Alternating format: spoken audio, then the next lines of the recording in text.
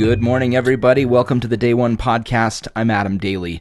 I just wanted to do a short introduction today before our episode. It's kind of a special edition episode. We're going to be releasing the entire audio recording of the Day One Book Club discussion that we had on Friday, December 14th. We discussed the Gratitude Diaries by Janice Kaplan, and we had a great discussion on a Zoom conference call where anybody could participate via video or just listen or just audio, whatever. And it was a great discussion. We also broadcast that live on Facebook, so if you go to the Day One Facebook community, you can actually view the video there and see the different participants if you want. But we just wanted to share that audio for you this week, since that kind of took over our normal recording time. So tune in if you want to and listen to us discuss the book, The Gratitude Diaries, and kind of how we, what we got out of it and how we used our journals. Because that's kind of the impact that we wanted to share is, how are you journaling about this? And that's what we want to do going forward with the book club. It is really community-led. This was started by one of the users on the Facebook community, and that's how we would love it to continue. We're not promoting this in any sort of official capacity, but we definitely want to participate because we think it's helpful. So if you have book ideas that you'd like to add to the club that relate to journaling, let us know. Send an email to podcast@dayoneapp.com to either me or Brett, and we'll take a look and see what we can do. At the very end of the episode, we do announce our next book that we'll be doing. I don't have a time frame for when we'll be meeting next for that, but it's called Simplified, and one of our users actually wrote this and wanted to use it for the book club. So we're happy to oblige, and we're excited to get going on that. We'll have more announcements on the community page, on Instagram, on Twitter, so stay tuned for more details about that book, and we'll get going. So, on this audio, just a heads up, there are two different sources of audio, and so you'll notice that switch. Thank you for your patience as we work on improving this process and getting the audio from Zoom and from Facebook Live. We definitely want to make sure we get all the content to you. So if you notice a little shift in audio quality there, that's us in the learning curve. Anyway, we hope you have a great holiday. We will have one more episode, I believe, before the end of the year. If not, it'll be just after the new year. And I think we are going to be taking a small break. So you'll just have one miss from the Day One podcast for the holidays. So just be prepared for that. Anyway, this is Adam. We sure appreciate everything you do and all your feedback that you've given us.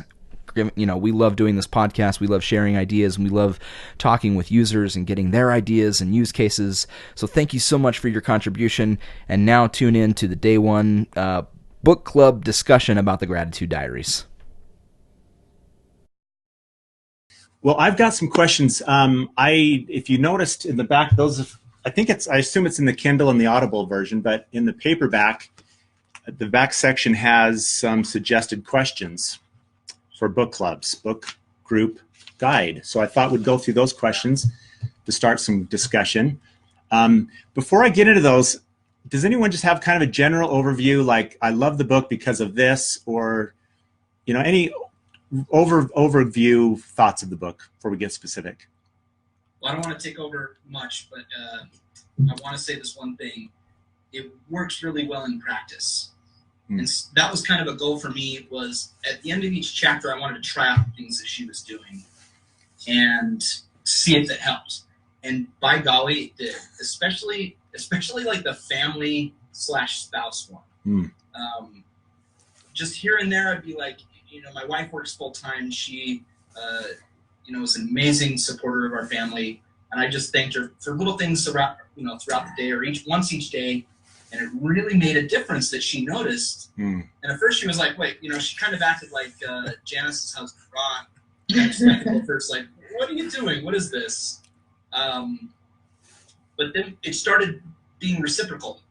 So it came back, and she was appreciating me, and like, it just grew into this wonderful month of appreciating each other. So that's my takeaway. It works really well in practice if you're willing to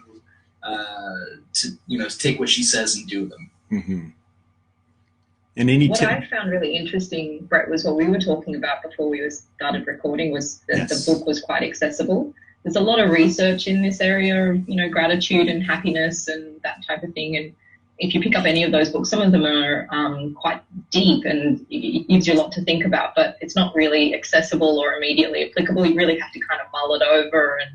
And what I liked about this is that you kind of move through a lot of concepts of gratitude and a lot of concepts, you know, into your health, into your relationships, into your money, into your career.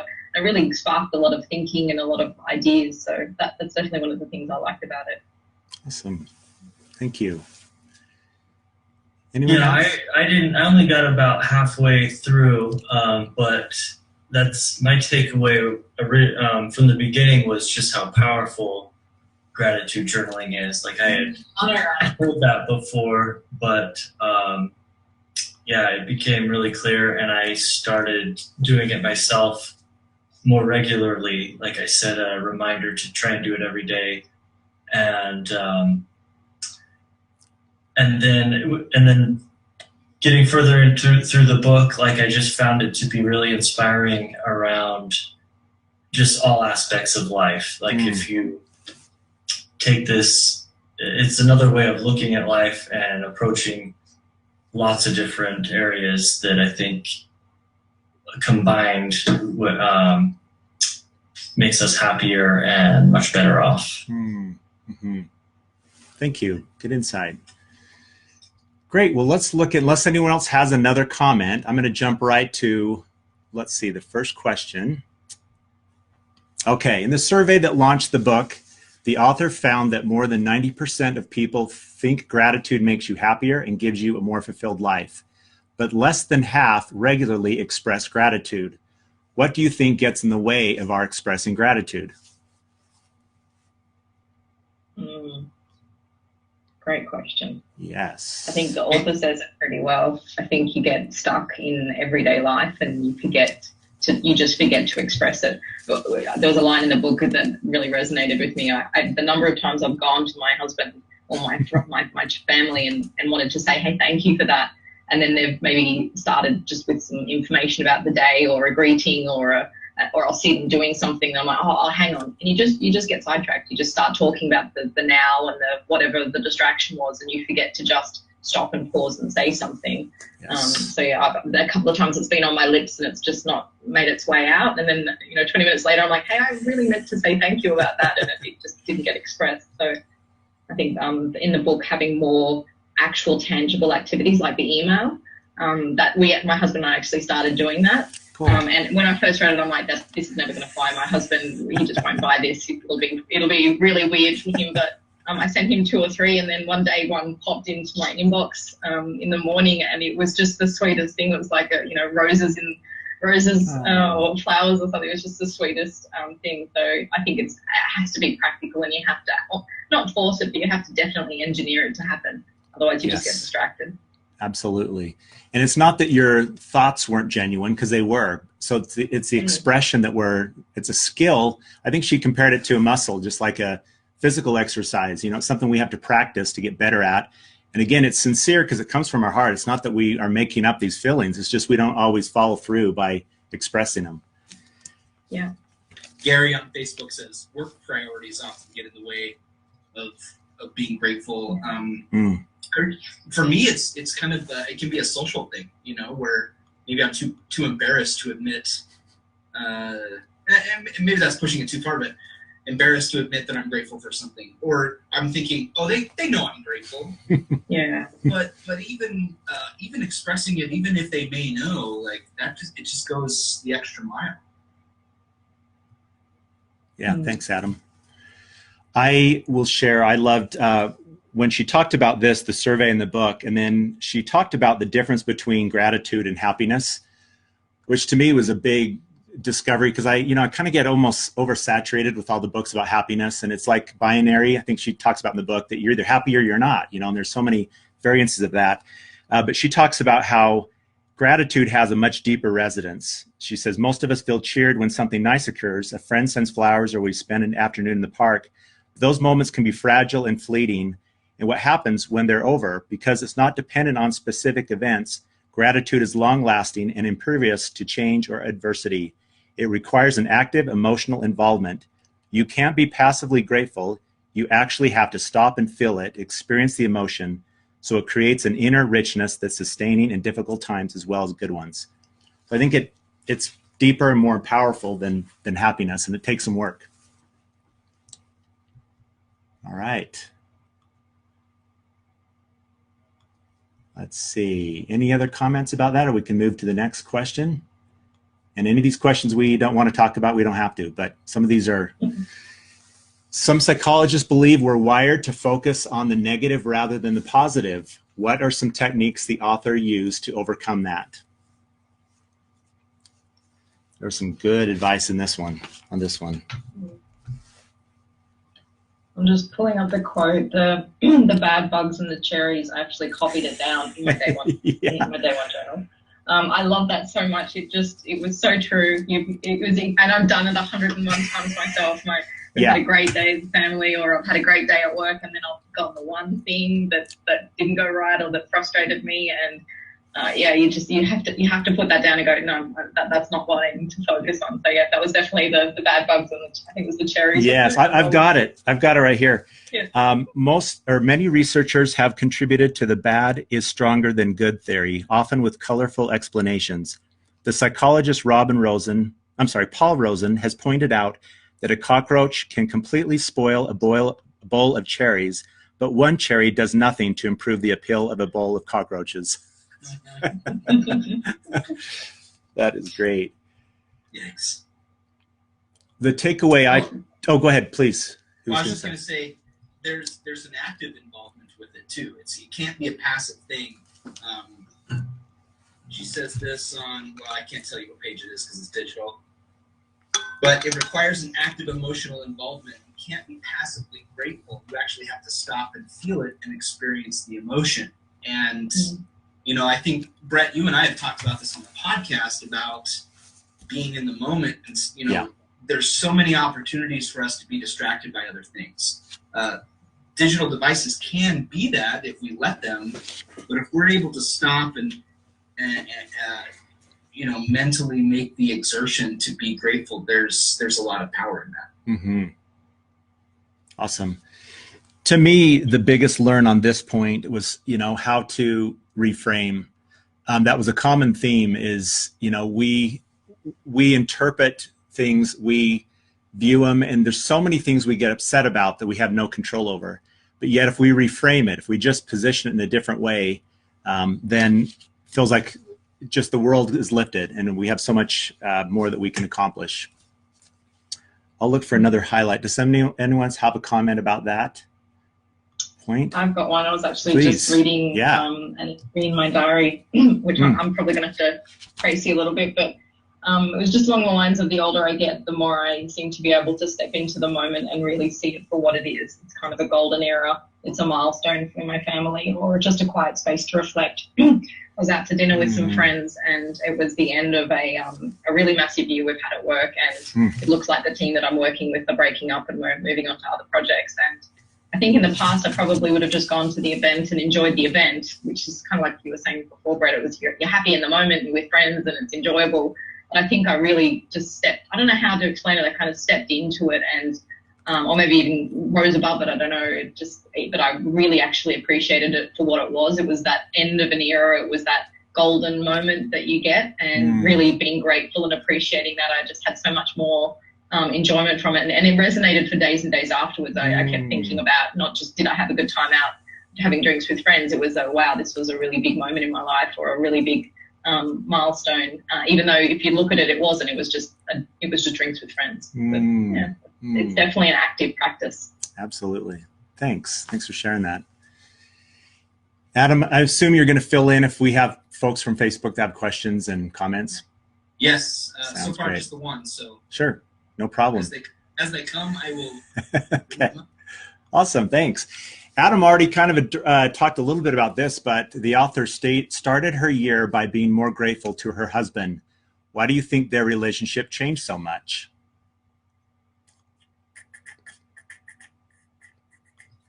I've talked about this on different things, just a personal philosophy on relationships, the phrase fall in love, like it's some sort of passive thing that happens to you. While I believe that there is, there can be serendipitous events that cause that to happen, we choose who we love, and we choose to stay in that love. And I think that's kind of what she did here with her gratitude towards him and towards the family and towards her life and towards career and towards her body, all these different things. She made choices to be grateful for them. And, I think that's why it changed, that there was an active participation. I mentioned this before, but she's making those choices to be engaged in that, in her relationship. And gratitude, man, the power in that. I don't know what cosmic thing happens there, but when you just express gratitude to somebody, there's feelings that, I feel so appreciated. How can I articulate that in words? But she does that and shows how it impacted her family life. Mm-hmm. I think it's chapter 1, right? Her first month was focusing on her husband. Yeah. Go ahead, Morgan. Were you going to say something? No, I was going to pick up on your word, Adam, about choices. I think that's the thing. You can absolutely choose to focus on something negative or pick on something, or you actually have to actively choose to put that negative thing down, or just the neutral things down, and actually actively choose to find good things. So yeah, I liked what you were saying before about, you noticed when it certainly became reciprocal. When I read that in the book, I definitely didn't identify with I think she had a friend that she was explaining, she was out to lunch with, and the friend was complaining about her relationship with her husband or a partner, and almost she didn't want to, express any gratitude because it was like giving them, boosting their ego, I think she said. And I didn't want to, give them power over me or give them something that I was afraid they weren't going to give me back in return. And I was like Janice, I definitely didn't identify with that. I was definitely, I was very happy to give, but I just didn't expect to receive back. So it's just, as you say, if you don't have those practices in your relationship in the beginning, it can feel a little bit, not false, but just perhaps forced. And sure. When it comes back and then it becomes easier and easier, that was something I definitely did not realize before I actually put it into practice. I just didn't realize how it would become easier and easier and reciprocal. Mm-hmm. Awesome. Thank you. Easier and easier. I agree with that statement.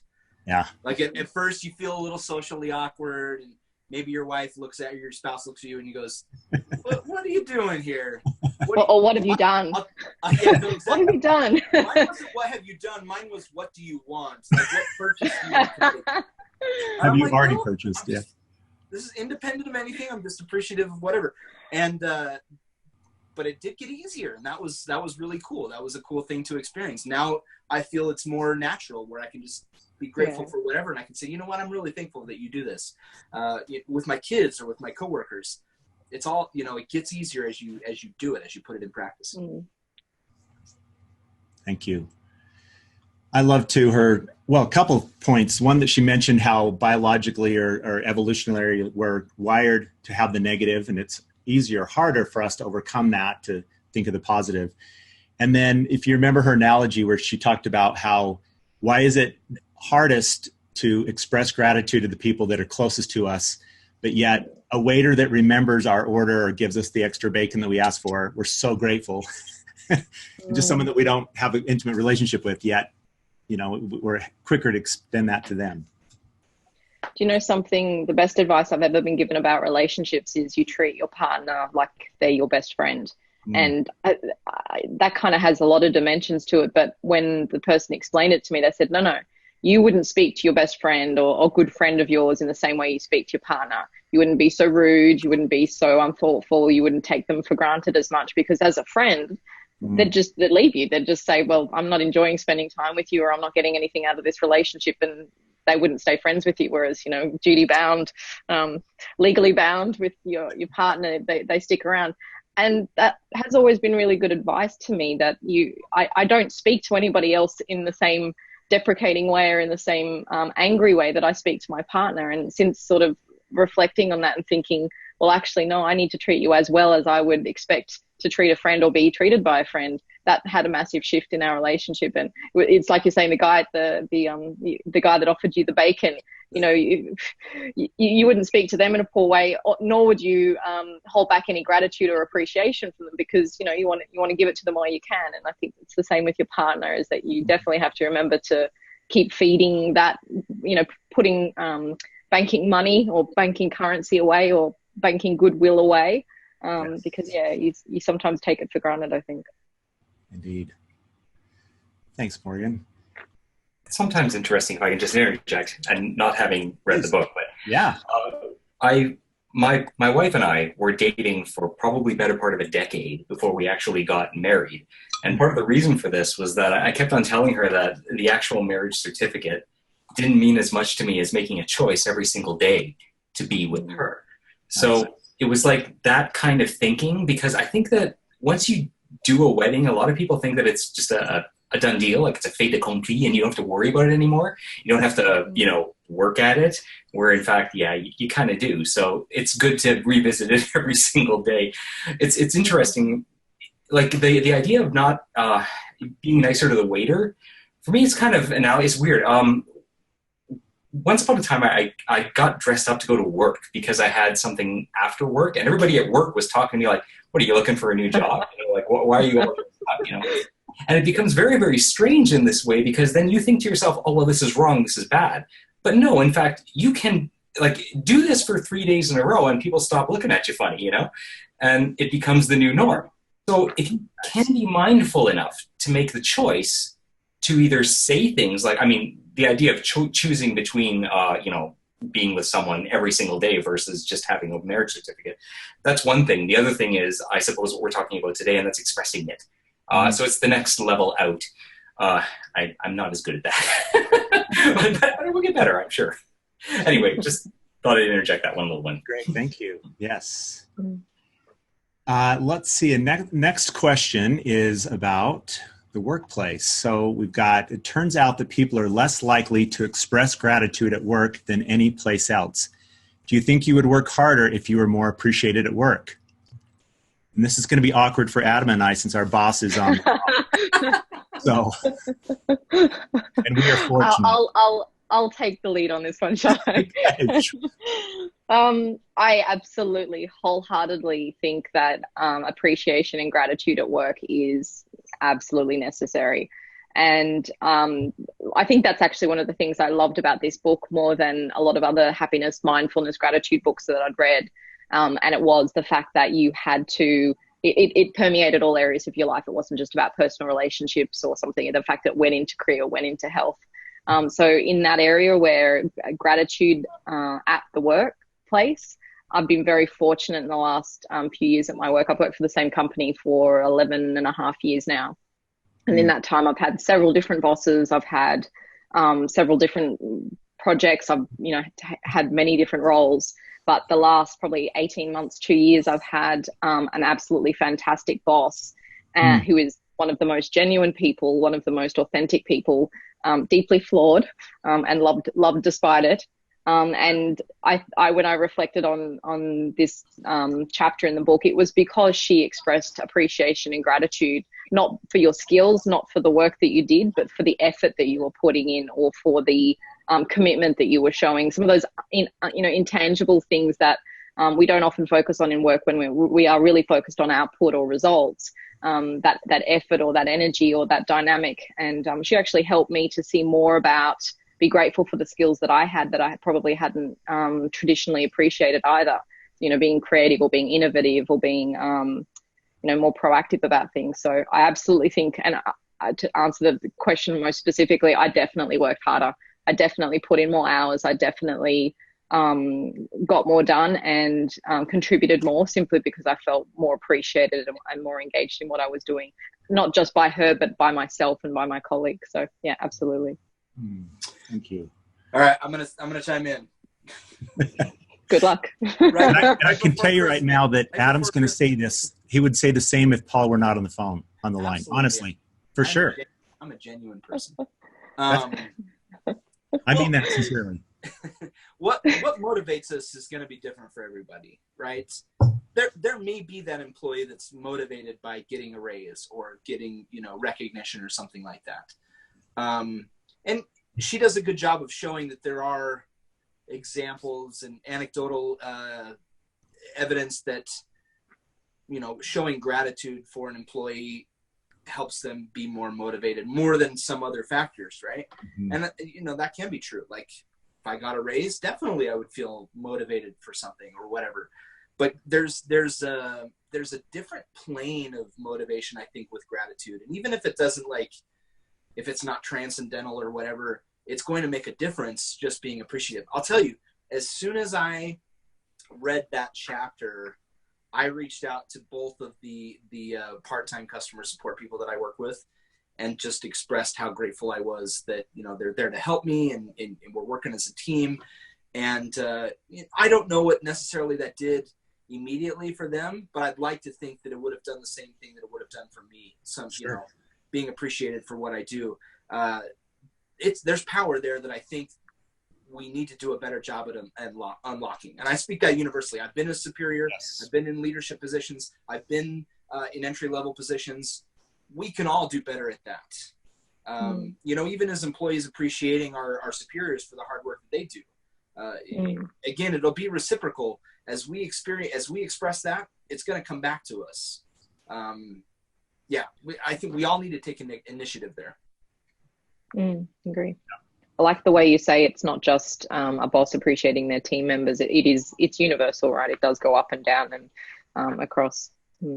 Yeah. Welcome, Ronald. How are you? Welcome to the call, our discussion. I just wanted to point out a couple things. One, I think it was in the book. I read a lot of other things. I'm pretty sure it was in this book where she said kind of the old mentality, the boss of saying, hey, they should just be grateful to have a job.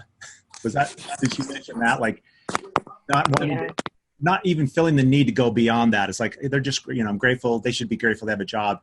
And yet that is got to be the old school. I mean, nobody will stay at a company with that anymore. And she talks about how she came to understand that being grateful for your current job doesn't make you less ambitious. I think that can be one of the misconceptions too, is people feel like, well, if I express too much gratitude, then my boss will feel like I don't need, anything else, or I'm content, or I'm not looking for a raise at some point, or any of those things.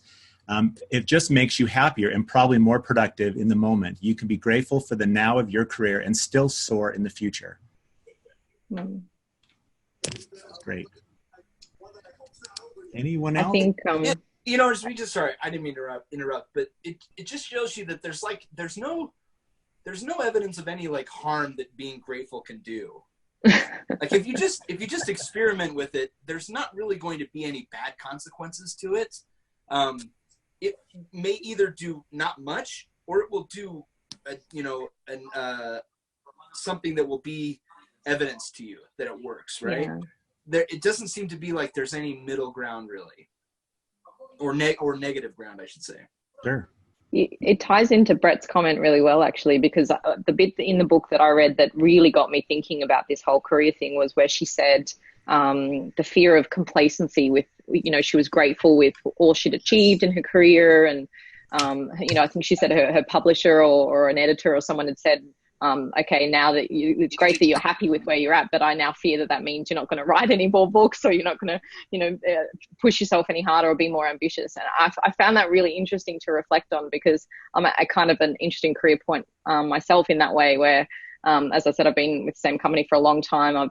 I've done well at the company, and at the same time, I'm at that point where I've got to really reflect on what's next. What do you do? How do you challenge yourself? And I found it's not mutually exclusive. You can be extremely grateful for where you are and what you have, but you can also want more and have aspirations and have ambitions. And it's just balancing the two of them, so that I think you don't focus on what you don't have or where you want to go or the future.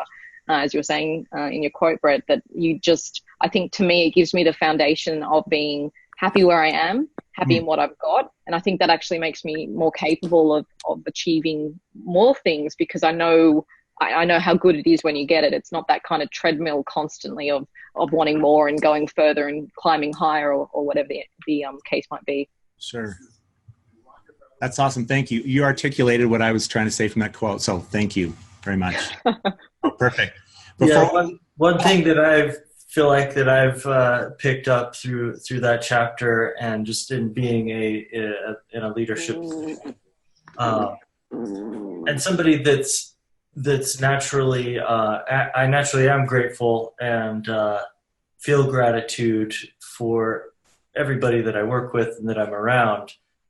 And I think because it's like in my head, just naturally, I often don't communicate it, or like I'll say thank you here and there for everything that people are, when I have an interaction or we work on something together.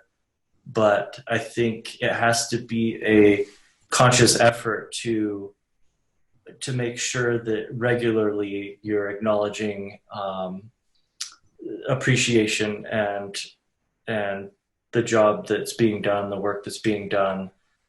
And it's the same in relationships and a marriage as well. It's like just because you feel it and you think it all the time doesn't mean that they can hear it, and you just have to remember that.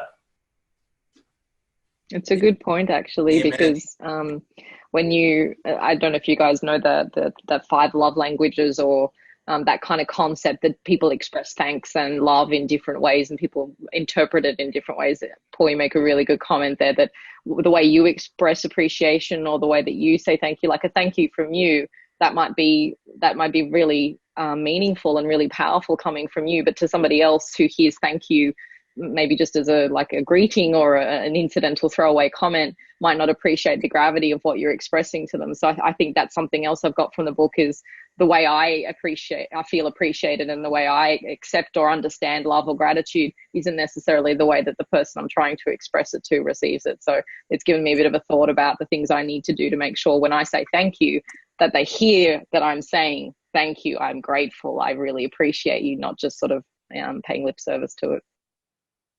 Yeah. Great point. Thank you, Morgan. Great point. And before we leave the topic of work, I have to say I'm grateful for Paul Main, who gave everybody a copy of the book. So that's putting it right to practice of being grateful and letting employees benefit from that. So thanks, Paul. I'm grateful for the meeting, but I'm sorry, folks. I've got to drop off. I've got baby problems upstairs. Thanks, Marty. Nice to meet you. We'll see you soon. Okay, take care. All right, let's talk about the next one, which was one of my favorites. The book has some very convincing research on how gratitude affects health, saying it lowers blood pressure, decreases stress, helps you sleep better, and decreases inflammation. Were you surprised that an emotion can have such a powerful effect on the body? Maybe 10 years ago. But just as I kind of learn and grow about physiological effects and how powerful the brain is. Yeah. It wasn't as surprising, but I was like, okay, that makes sense. That makes sense why there's what we call a placebo effect, right? We can will our minds to do a lot of things because there's power there. So I wasn't surprised by it, but I was definitely validated. Like I was like, okay, I can do this, or it helped me be motivated more to do stuff like that. Like I've actually been going to the gym more frequently because I'm willing myself and realizing that I can be grateful that I am alive, that I can move around, that I have physical mobility and stuff like that. So anyway, I like that chapter a lot. That's awesome. Thank you. Ronald, I know you just joined us again. If you want to make a comment, just feel free to unmute your microphone. We'd love to hear from you. If you want to chat, have a question. Or chat via the words. Yeah, right. Let's see. I will share. Let's see. Okay. I'm going to share a comment from the book about this point, about the immune system. It now turns out the immune system may respond to emotions. Worry, anger, or fear send those same white blood cells out on patrol. And even though they don't have anything specific to attack, they leave a trail of dangerous inflammation.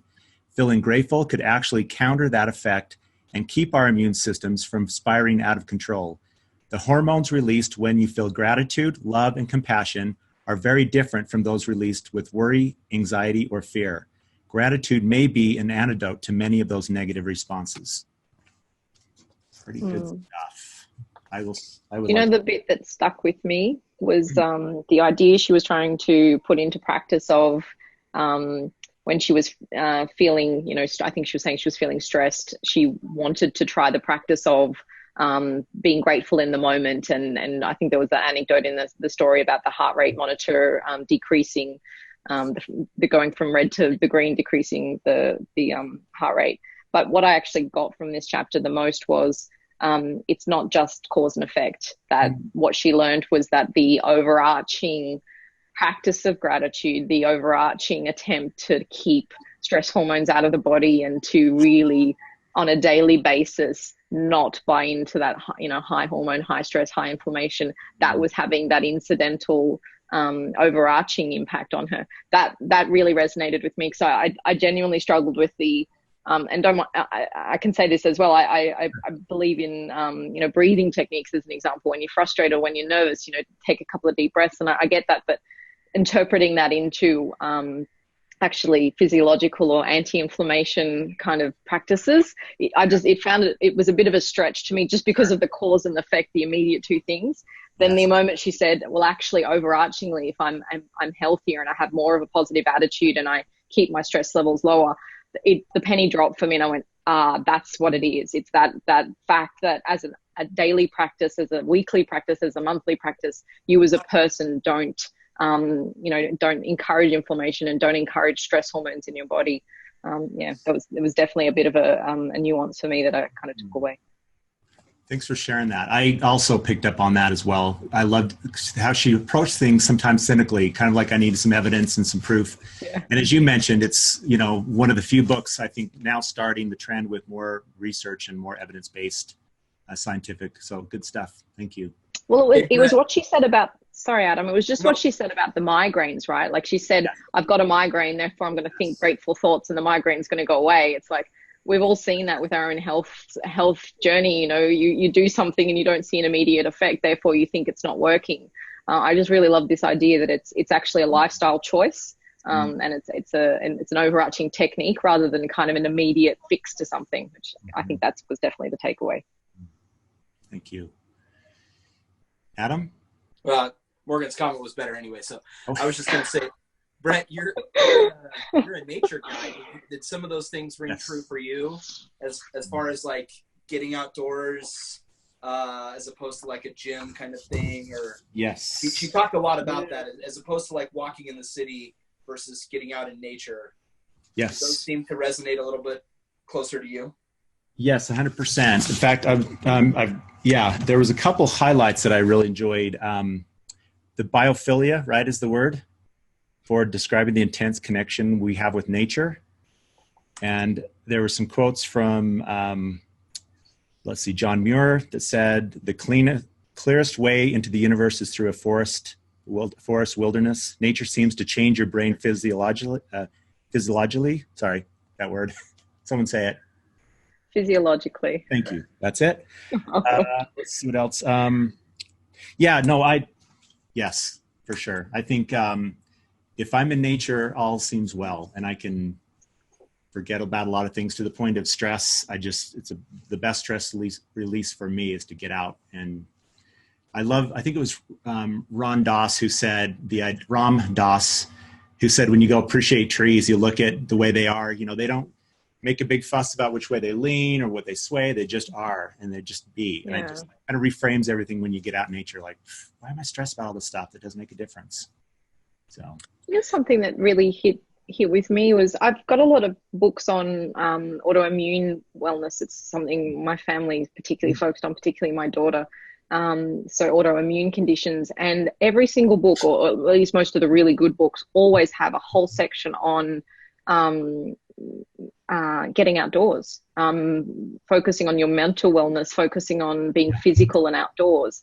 Any good book on autoimmune illnesses always includes the chapter like that. And strangely enough, I hadn't connected the dots in the reverse sort of a way of going, well, actually proactively being healthy means you do this. It was more as a remediation for not being well, or being, depressed or physically unwell. So I thought that was a really good concept.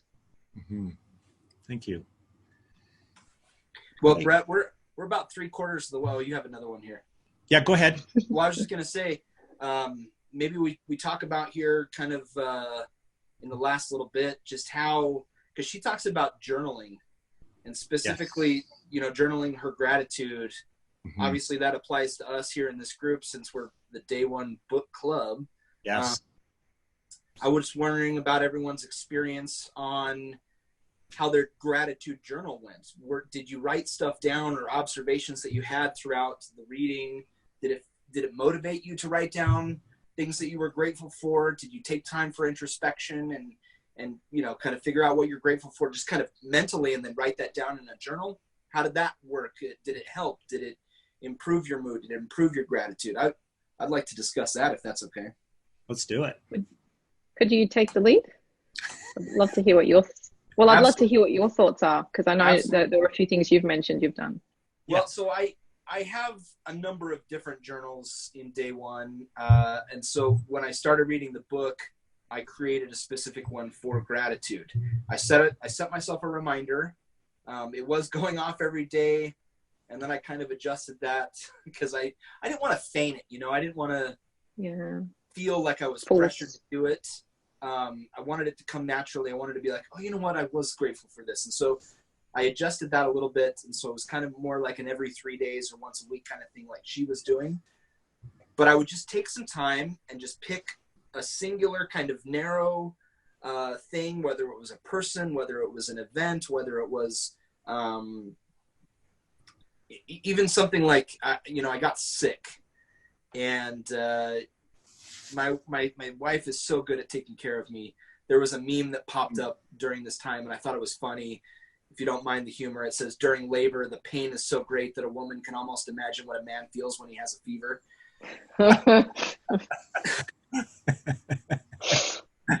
And, you know, there's jokes around that, but like, honestly, you know, I was so grateful that, you know, she took time to help me out there, or it was a neighbor who helped me with some yard work, or my mom who is supportive of me and my kids and who will show up to my children's school productions or whatever. Just like things like that, and being able to document that, I'm so grateful to look back on it now. And then I'm planning on continuing with that so that, you know, myself or even later on, people can go back and see how that evolved over time and just how maybe I got more specific in things or found joy in even not great situations like she did. You know, even the book cover has a umbrella with this, you know, rain and sunshine, right? Mm-hmm. We can find those things that we can be grateful for even in crappy situations. Yeah. That's great. Thank you. How about you, Brett? Sure.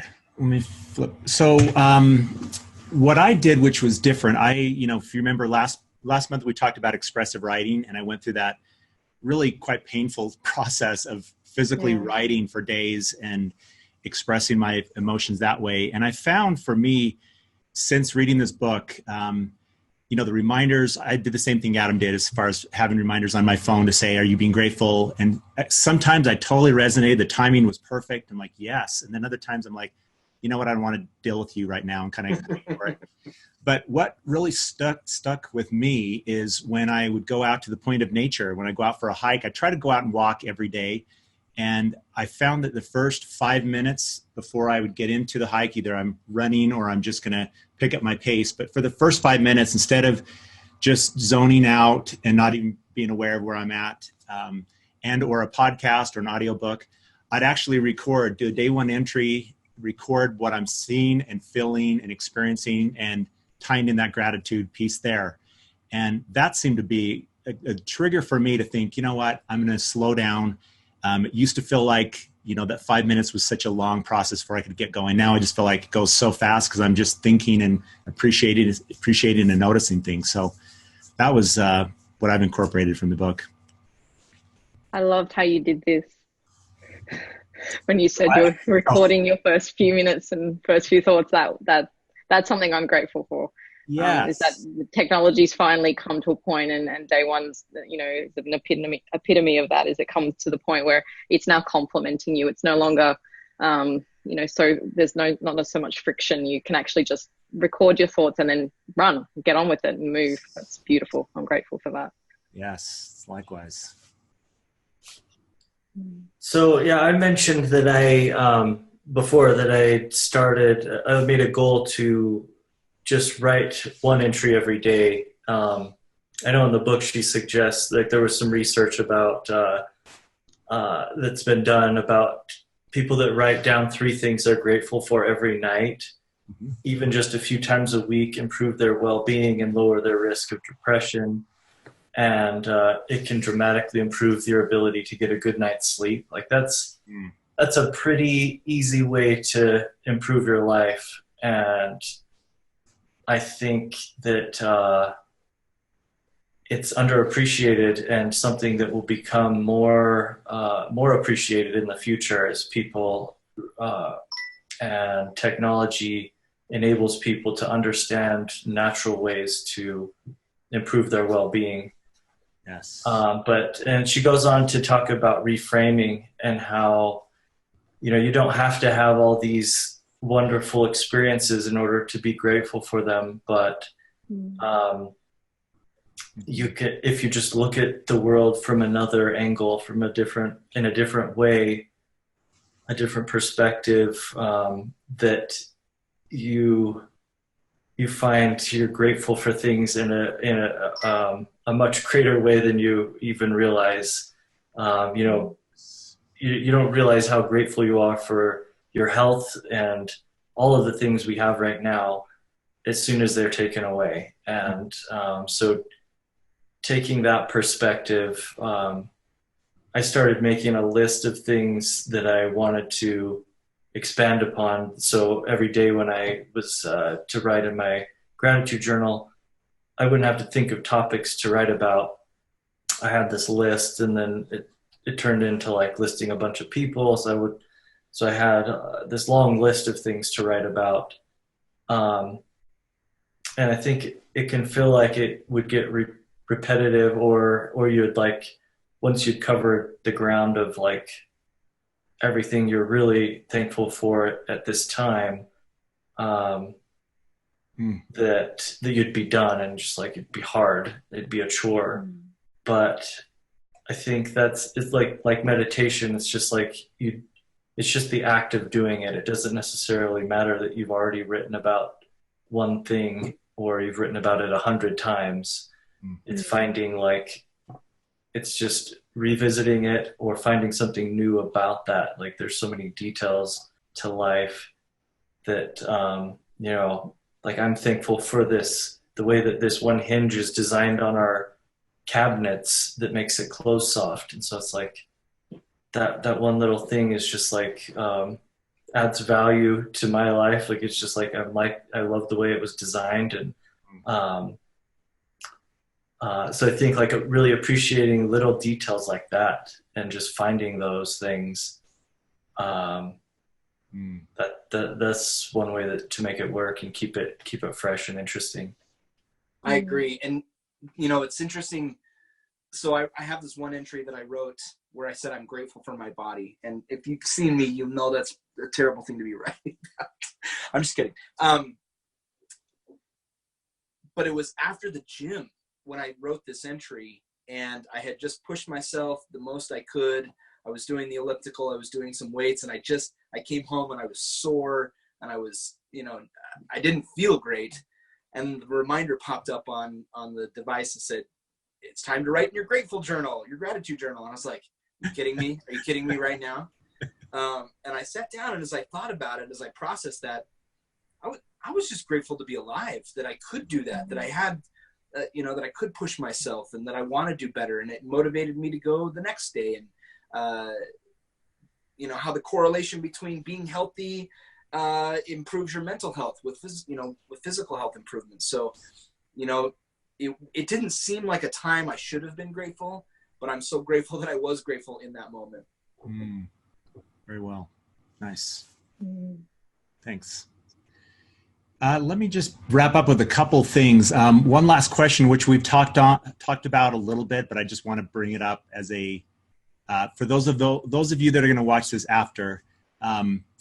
She did a great job of also talking about other ways besides a gratitude journal. Even though it's about Gratitude Diaries, there are other ways to bring gratitude in your life. Some we talked about. And then the last 3 slides or images I want to share with you are some of my favorite things she said in the book. And these were in the last chapter, kind of her summary. Can we stop and revel in the moments of daily life, or will we only regret when we have been lost? When they have been lost. I had too often let the wonders of life be an unseen background, and now, before it was too late, I wanted them center stage. My year of living gratefully had changed me in so many ways, but mostly it had given me the simple ability to experience joy for almost any reason. I now knew to appreciate this moment and the next one, to fully, truly feel the warm hugs of my children and the love of my husband, to be grateful for the ice on the trees and my footprints in the snow. They will not be here forever, neither will I, but that doesn't matter. This moment does. Great. Then 2 more quickly. Even after this year, I would never sign on to the idea that everything happens for the best. The tragic, sad, unexpected, irritating do take place, and our lives are not necessarily better for them. But our only choice is how to respond.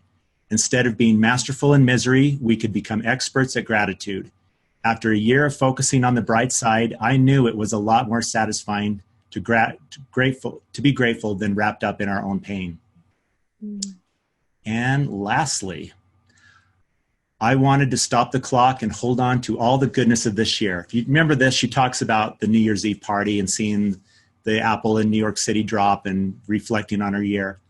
I wanted to stop the clock and hold on to all the goodness of this year, but time doesn't stop. Moments passed quickly, and so do years. The biggest regret most of us have in looking back is thinking of all the time wasted being unhappy or angry. I couldn't promise that I had fully embraced each of the 31,536,000 seconds of this year, but I'd filed as many as possible with gratitude. I'd filled as many as possible with gratitude. So that is a taste of those of you that are watching it that haven't read the book. That's how good it is. So pick it up. Brett, that last one reminded me of one of my favorite movies. It's called About Time. And if you haven't seen it, it's a hilarious movie. You absolutely have to go and see it. It's about essentially a man who can time travel, and it's a hereditary characteristic that he gets from his dad. And I won't spoil it for you because I highly recommend it. It's got a few laughs in it, but it's got a couple of really poignant moments. And essentially, he works out how to use this ability of his for the better because he meets a girl, falls in love, etc.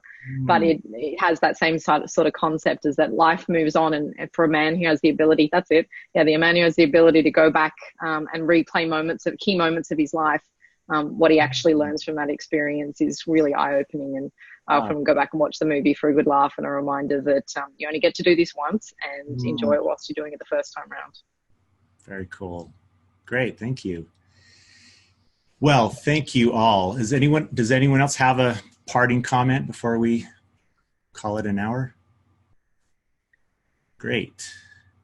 Well, I want to thank you all on a Friday evening, and for Morgan, Friday morning. No, Saturday morning. I'm ahead of you guys. Sorry. Yeah, Saturday. Future, Brett. That's right. I am. It's still a weekend. It still applies. I was going to say on your time off, and it's a weekend, so enjoy. But thank you all for the discussion. And we look forward to next month. Right, Adam? We're going to talk about another book. Yeah. Actually, we had a user reach out to us on Instagram who is a user of Day One, and she actually has written a book. Let me pull it up real quick. I'll get the title for you. But we thought that might be a cool thing to do for next month. Yeah. Awesome. The book is called... pulling it up. And I'm sorry to put you on the spot. I didn't plan on. Okay. It's called Simplified, and it's by Stephanie Sakura. If you follow her on Instagram, it's Life Made Simple at Home is her username on Instagram. But we haven't ironed out the details. We definitely want to get her involved with that. So stay tuned. But yes, simplicity and how that ties into journaling, and I like that idea. I need more simplicity.